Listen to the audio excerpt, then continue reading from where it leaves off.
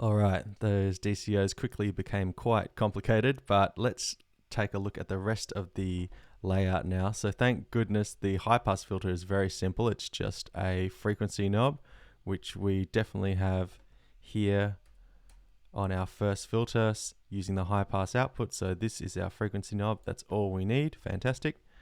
And then our VCF is slightly more complicated, but we'll try and keep it as simple as possible.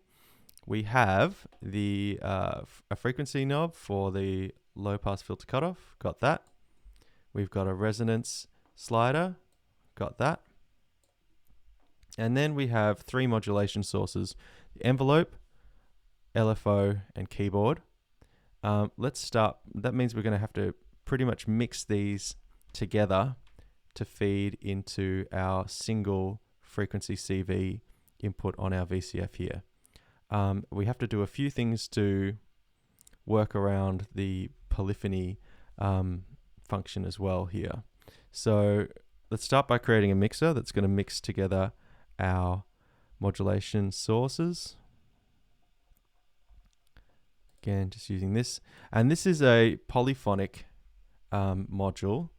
And this can cause a little bit of trouble when feeding the signals to the VCF. So what we're going to do is, with our modulation sources, sum them from polyphonic into mono, essentially, or a summed output, and then use that to feed the mixer. So first we're going to start by looking at, the first source is the envelope over here, the same envelope that controls our VCA. So this ADSR, we want to get a sum module, SUM.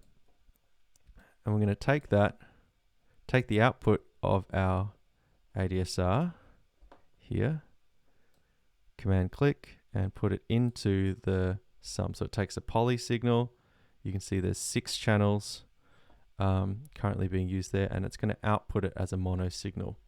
So now we can take, that's fed into the mixer, and now you'll see the output of this mixer is also mono, and we'll put that into the frequency input of our VCF and turn the knob all the way to the right. So now when we play some, give it some MIDI and turn the filter frequency all the way down, you can see it's receiving that ADSR, which is being summed to mono, and you can control the amount via this fader here, which is kind of the same as this fader here, because this is controlling how much of the ADSR signal goes to the mixer and subsequently goes to the VCF. If we turn up our release, or turn down our sustain,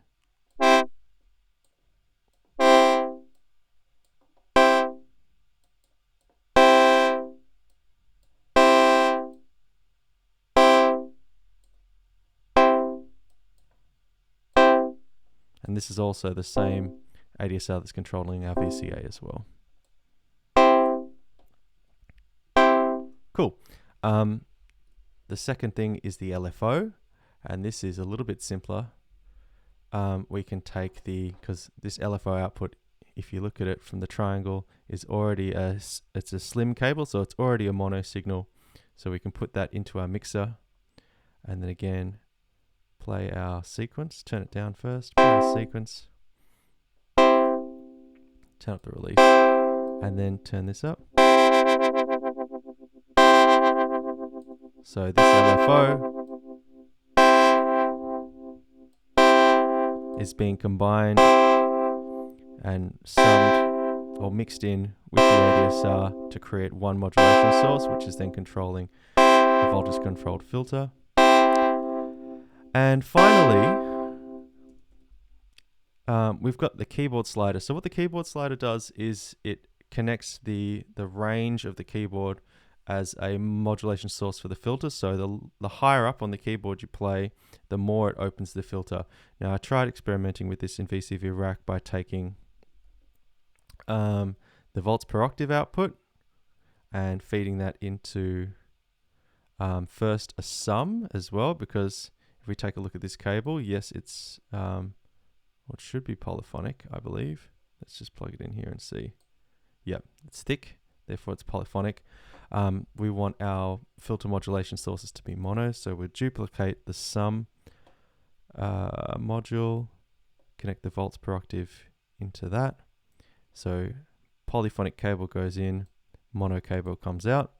And that should also give us a similar effect in that when we play, let's just use another clip here. When we play a lower note, say a C1, and then play a higher note like a C4,